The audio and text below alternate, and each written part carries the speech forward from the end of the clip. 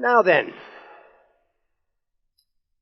everyone who's hearing this talk is a speaker of English, and as such is participating in a language culture which we share with about half the planet and which reaches back about 7,000 years into our prehistory.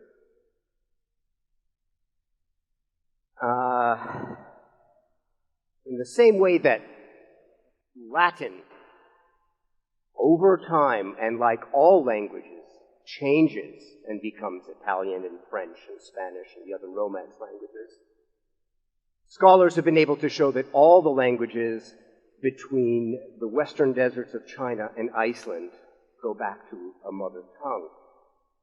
We call this language Proto-Indo-European, and the speakers of this language, the Indo-Europeans. We're not quite sure who they were as relates to the archaeological record, but through the linguistic evidence, we get a glimpse of a culture both strange and familiar. When we have words that show up in different languages that sound alike, share the same general meaning, we can make a supposition that they go back to an original root. And with enough evidence, we can piece together what that might have sounded like. And here's an example. The English word water shows up in Hittite, which is a language that was spoken in what is now Turkey between 1800 and 1200 BC. Their word is wadar, very similar. The Russian word for water is voda, and vodka just means little water. So we can make a supposition that the original word must have sounded something like wadar. And through the linguistic and cultural evidence, we know that they had the horse, which was very important in their culture, and which helped to spread it across vast distances.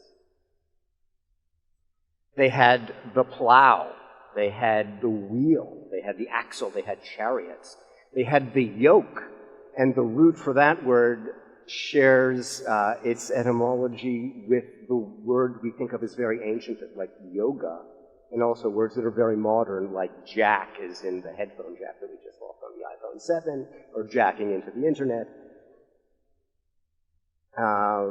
We know that their chief god probably did battle with a sea monster, as Zeus battles Typhon, and Indra battles Virtra in the Indian mythologies. In Hittite, the hero Tarhus battles Illuyankis similarly. We know that they probably had a river god called something like Dan or Danu. We have the rivers, the Don, the Newport, the Dniester, Danube. It might be Denmark as well.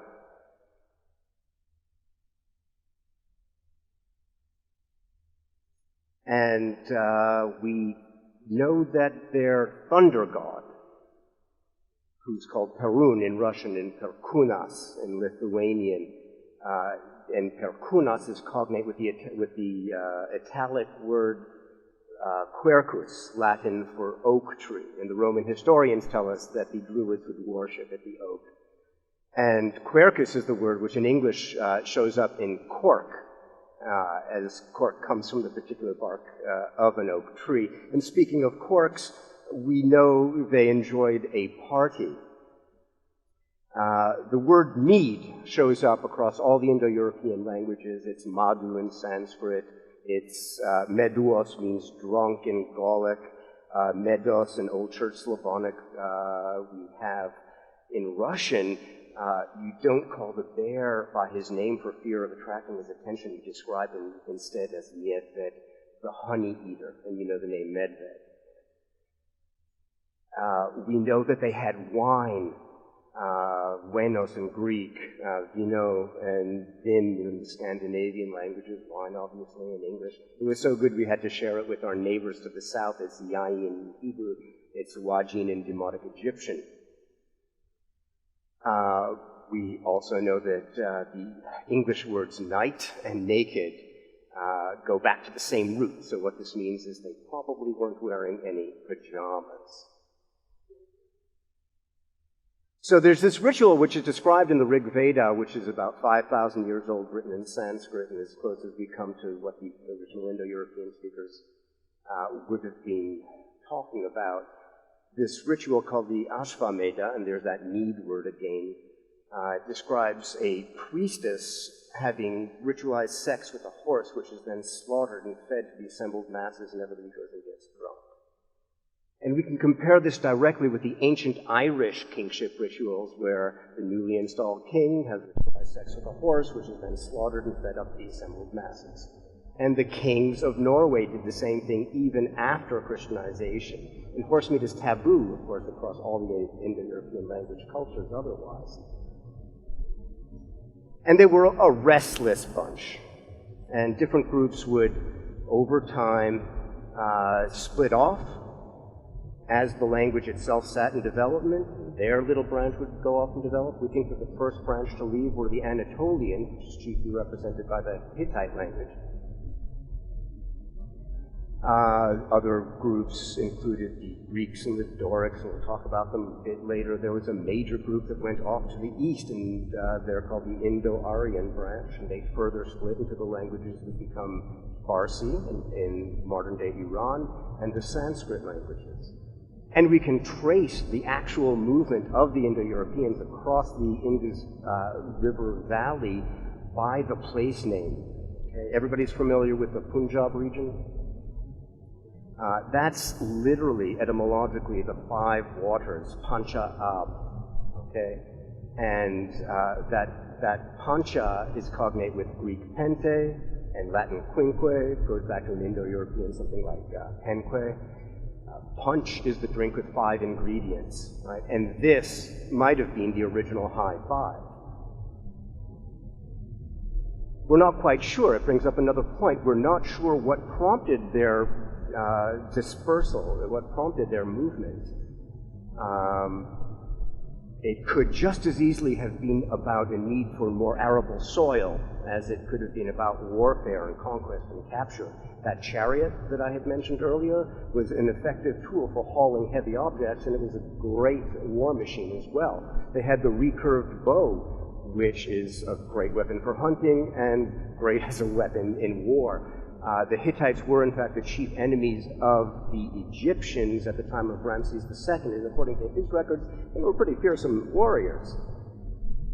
Other groups split off over time. We have the Celto-Italic branch, we have the Armenians, the Greeks, the Dorics, the Germanic tribes fairly late split off, went to the west. They further split into the eastern, northern, and western branches, and English is a little twig on the western branch of the Germanic languages. But I want to turn our attention to a group that spoke a language called Tocharian that went really far east, and I think they're pretty interesting.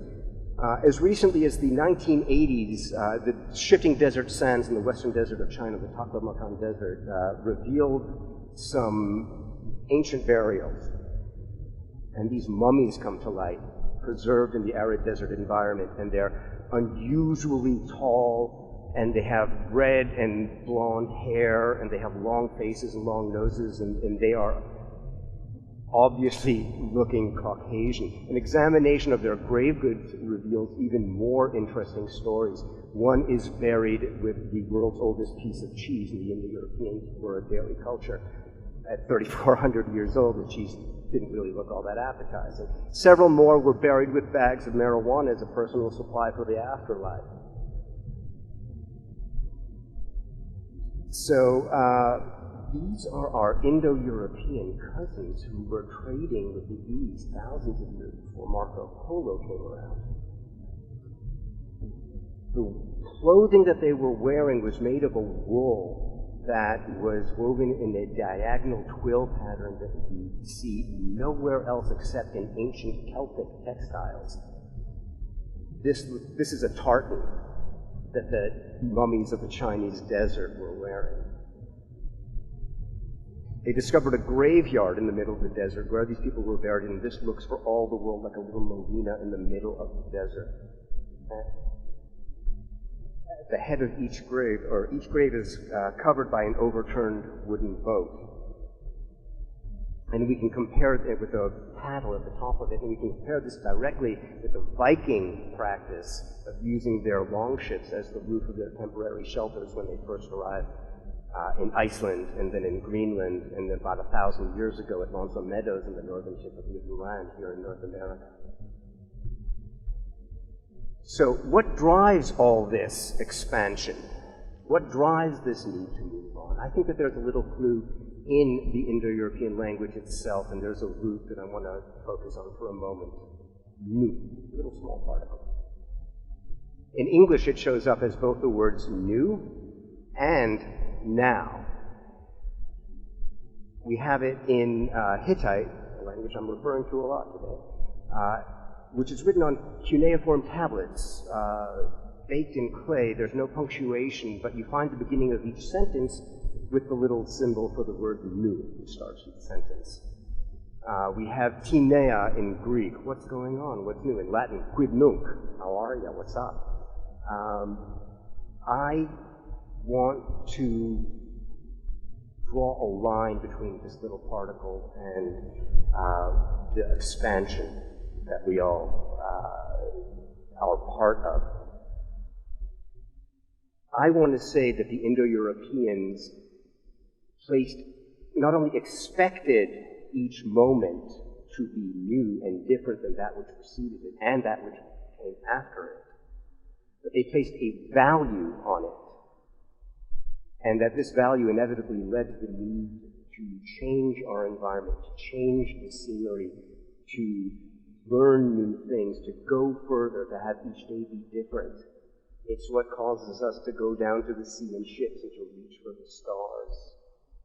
And I want to draw a line and say that this drive evinces itself even here and now as we sit and learn new things about ourselves, about the world that we are in, our place in it. And by doing so, we better ourselves for knowing what's new. Thank you very much.